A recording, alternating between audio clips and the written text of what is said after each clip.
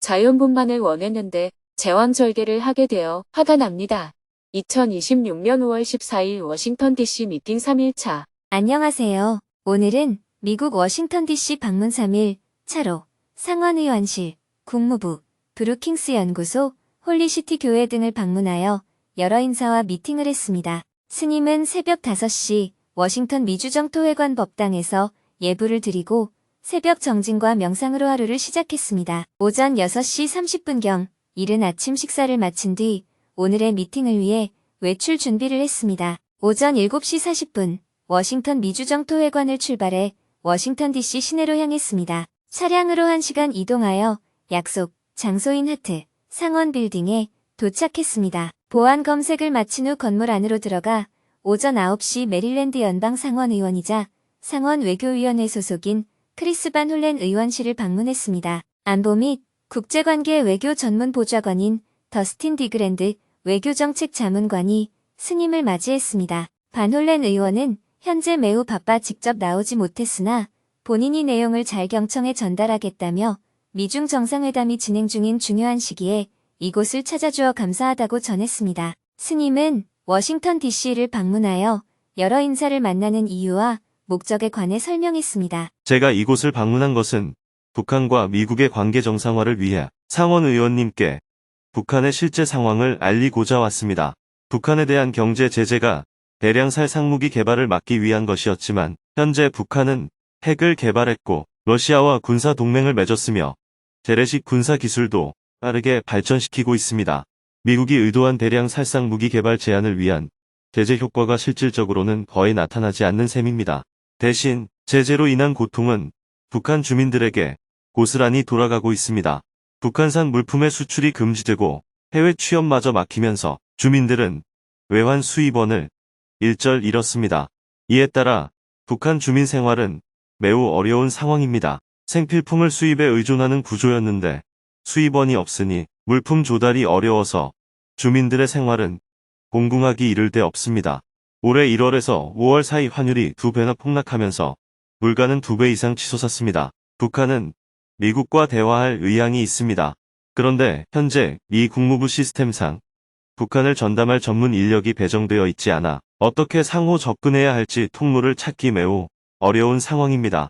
북한 주민들을 위해서는 생필품 수입과 수출의 재개, 광물 자원의 수출 허용, 그리고 자동차 연료 수입 등 주민의 일상생활과 관계되는 부분은 제재 해제가 필요합니다. 안보 전문가인 더스틴 디그랜드 보좌관은 스님의 이야기를 노트에 적으며 경청했습니다. 북미 관계가 교착 상태인 가운데 다음 주에는 2026년 4월 트럼프 2기 행정부의 주한 미국 대사로 지명된 미셀 박스틸 지명자의 청문회도 예정되어 있습니다. 보좌관은 이런 상황에서 새로운 기회를 만들 수 있는 모든 아이디어를 환영한다며 청문회 준비에 필요한 몇 가지 질문도 덧붙였습니다. 스님은 디그랜드 보좌관에게 다시 한번 당부했습니다. 대북 제재가 실질적 효과 없이 2,500만 북한 주민들에게 고통만 주고 있다는 점과 미국이 북한과 대화의 물꼬를 트는 과정에서 상대가 진정성을 느낄 수 있게 대화 제의를 하는 것이 중요하다고 강조했습니다. 미팅을 마친 후에는 사인한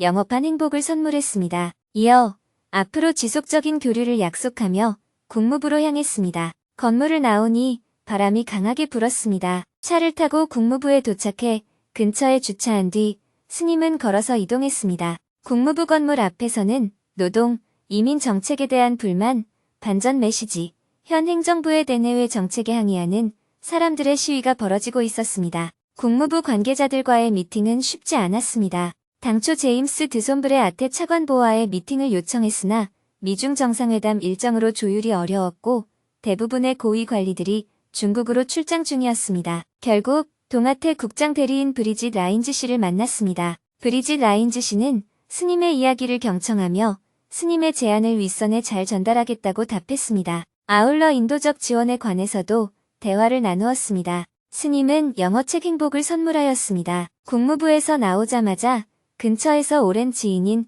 국무부 직원 한 명을 별도로 만났습니다. 평일 근무 중임에도 점심시간에 스님과의 만남이 이루어졌습니다. 스님은 방문 목적을 이야기하고 협조를 당부했습니다. 조지 워싱턴 대학 근처 식당에서 오랜만에 점심 식사를 했습니다. 워싱턴 DC 일정 동안 이동 시간이 길고 미팅이 연이어 있어 빵과 과일로 끼니를 때우곤 했는데 오늘은 다음 미팅 전까지 여유가 있어 제대로 된 식사를 할 수 있었습니다. 식사 후에는 브루킹스 연구소로 이동하여 한국 석좌인 앤드류 여 박사를 만났습니다. 1916년에 설립된 브루킹스 연구소는 100년이 넘는 역사를 지닌 곳으로 세계 싱크탱크 순위에서 늘 최상위권을 차지하는 권위 있는 기관입니다. 이곳은 방문객 관리가 매우 철저하여 사전 등록 확인과 현장 사진 촬영까지 거쳐야 했습니다.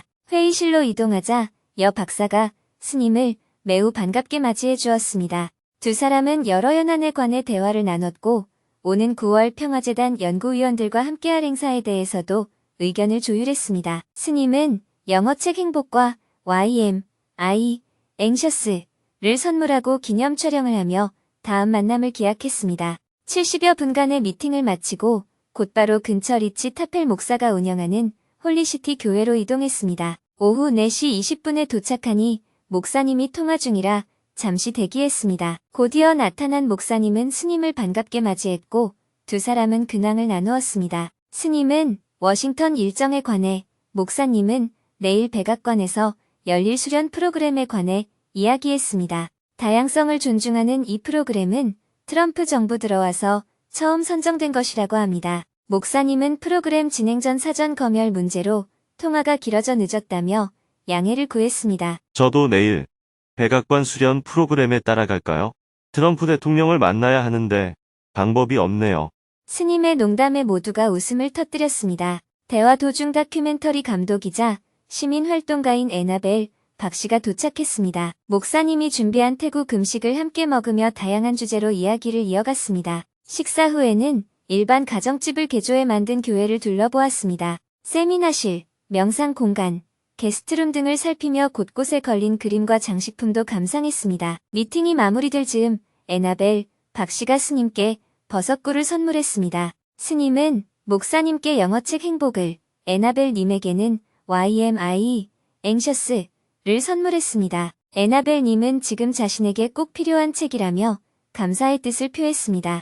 또한 워싱턴 DC에서 미팅 장소가 필요할 때 언제든 이 공간을 사용하라며 배려해 주었습니다. 리치 목사님은 아직 한국을 방문해보지 못했다고 했고 스님은 한국에 오게 되면 정토사회문화회관에 꼭 들러달라는 인사를 끝으로 헤어졌습니다. 오전 7시 30분에 숙소를 나서 5개의 미팅을 소화하고 미주회관으로 돌아오니 저녁 8시 30분이었습니다. 스님은 내일 미팅을 위한 준비를 마치고 하루 일과를 마무리했습니다. 내일은 현지 시각 새벽 6시 30분에 온라인 증문즉설에 참여한 뒤 곧바로 외부 미팅을 위해 외출할 예정입니다. 내일도 4개의 미팅이 기다리고 있습니다. 오늘은 법문이 없었기에 지난 온라인 증문즉설 강연 내용을 소개하며 글을 마칩니다. 자연분만을 원했는데 제왕절개를 하게 되었습니다.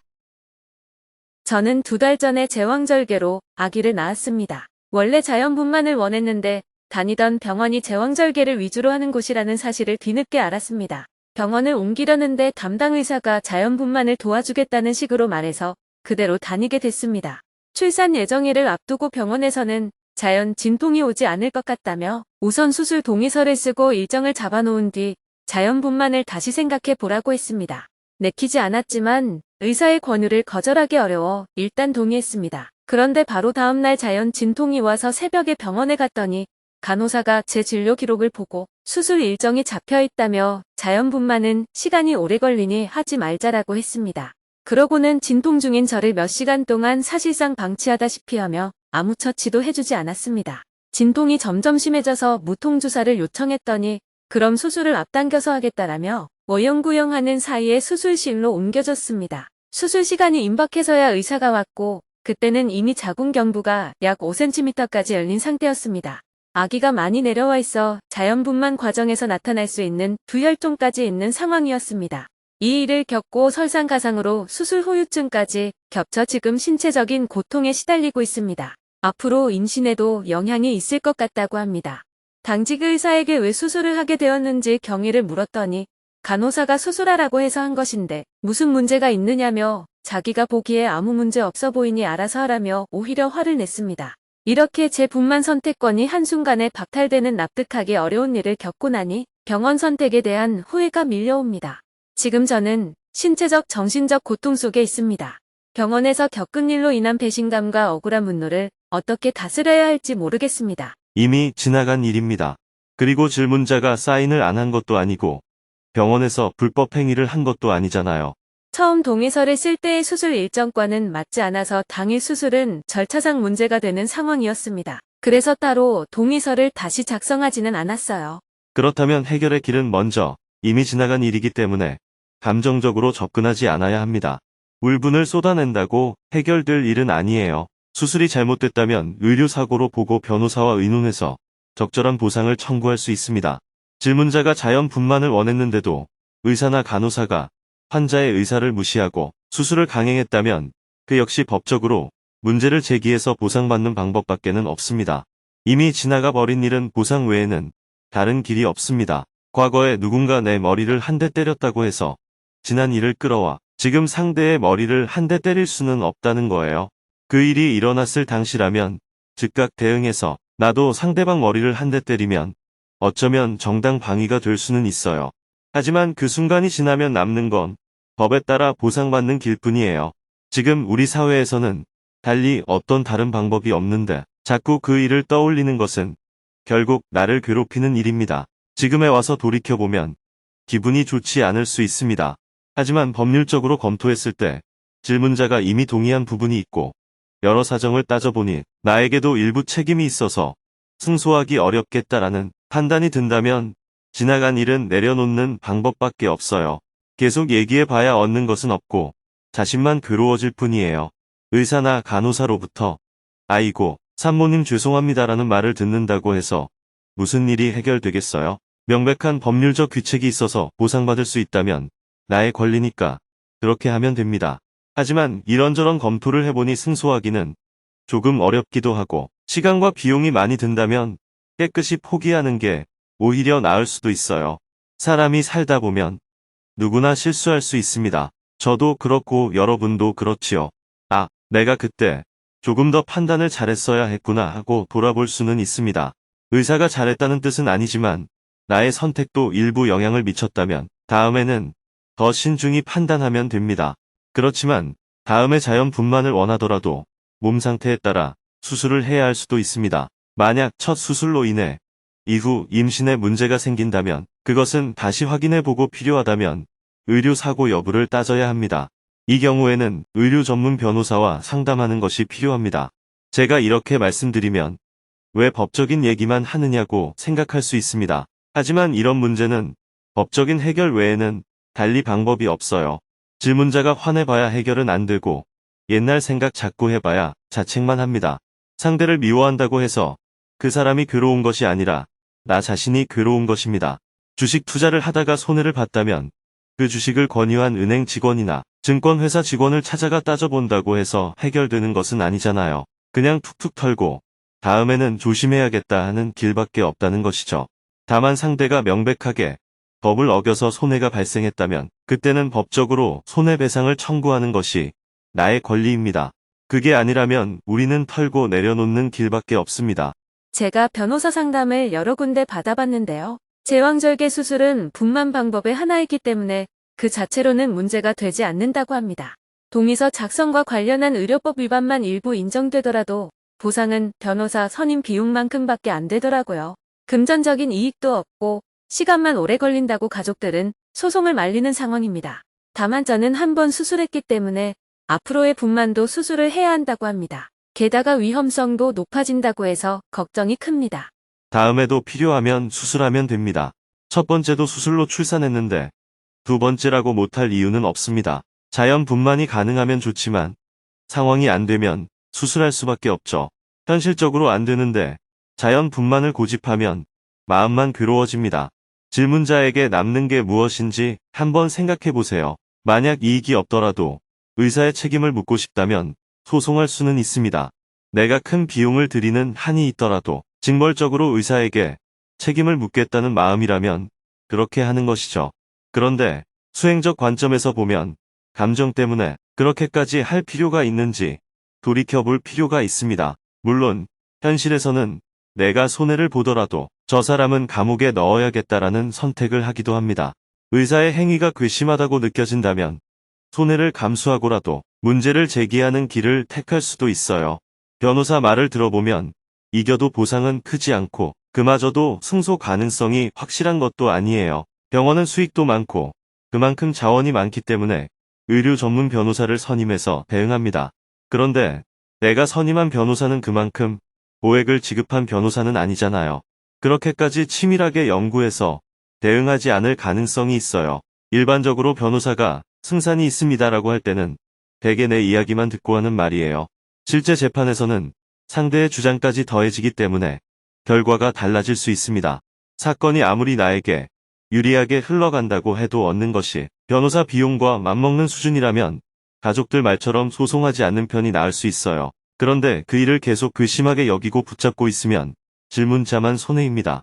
자연분만을 원했는데 수술을 하게 됐고 그로 인해 몸도 힘든 상황입니다.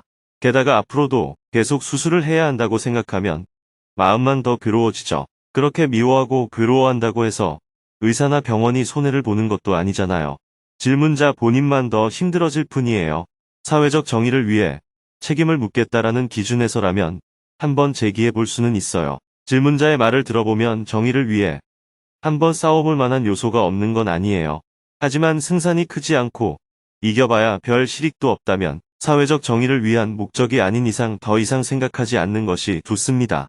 아이가 안 다쳐서 다행이다. 수술 후유증이 있지만 큰 문제는 아니라서 다행이다. 이렇게 받아들이고 다음에는 자연분만을 더 적극적으로 돕는 병원을 미리 알아보는 편이 현실적인 선택입니다. 병원을 옮긴다고 해서 반드시 더 좋은 결과가 보장되는 것은 아니에요. 자연분만을 적극적으로 권하는 병원도 물론 있지만 그렇지 않은 곳도 있습니다. 자연분만을 유도하면 시간이 오래 걸리고 병원 수가는 낮지만 제왕절개 수술은 비교적 짧은 시간에 끝나고 수가도 더 높아요. 일하는 사람으로서는 수술을 선호할 수도 있는 겁니다. 질문자도 이런 현실을 어느 정도는 이해할 필요가 있습니다. 처음부터 자연분만을 원했다면 그에 맞는 병원을 미리 알아보고 선택하는 것이 좋았을 수 있습니다. 수술을 주로 하는 병원에서 자연분만을 요구하면 의료진 입장에서는 부담스럽게 느낄 수도 있어요. 물론 나의 권리이긴 하지만 현실에서는 이런 점도 작용합니다. 팔을 다치거나 종기가 생겨서 서울 강남에서 병원을 찾아보면 갈만한 병원이 없거나 가더라도 환영을 못 받는 경우가 있어요. 성형수술이나 고액시술을 중심으로 하는 병원에 그런 환자가 가면 어떻겠어요? 치료에도 수가는 적고 시간만 드는 것이죠. 아픈 사람을 치료하는 의사로서 그런 태도는 바람직하지 않지만 우리도 이런 현실을 어느 정도는 이해하고 다소 불친절하게 느껴지더라도 고려할 필요가 있습니다. 인도에서 병원에 가보면 병이 낫는 게 아니라 오히려 병이 옮을 것 같다는 생각이 들 만큼 위생 상태가 안 좋은 곳도 있어요. 그런데 막상 다리가 부러지거나 종기가 생겨서 가보면 한국보다 훨씬 간단하게 금방 치료가 이루어지기도 해요. 조금 어설퍼 보일 수는 있어도 결과는 괜찮은 경우가 많아요. 그런 환자가 워낙 많아서 늘 하는 일이다 보니 그렇습니다. 우리가 수행을 한다는 것은 어떤 기준으로 옳고 그름을 따지기보다 이런 세상의 모습을 이해하면서 살아가는 것이라고 할 수 있습니다. 다만 상대가 명백하게 법을 어겼다면 내게 이익이 없더라도 사회의 정의를 위해 문제를 제기할 수 있습니다. 이렇게 자신의 입장을 분명하게 하는 것이 무엇보다 중요합니다. 개인적인 실익이 크지 않더라도 사회적 정의를 위한 것이라면 시간과 노력이 들더라도 소송을 고려해 볼 수 있습니다. 네, 감사합니다.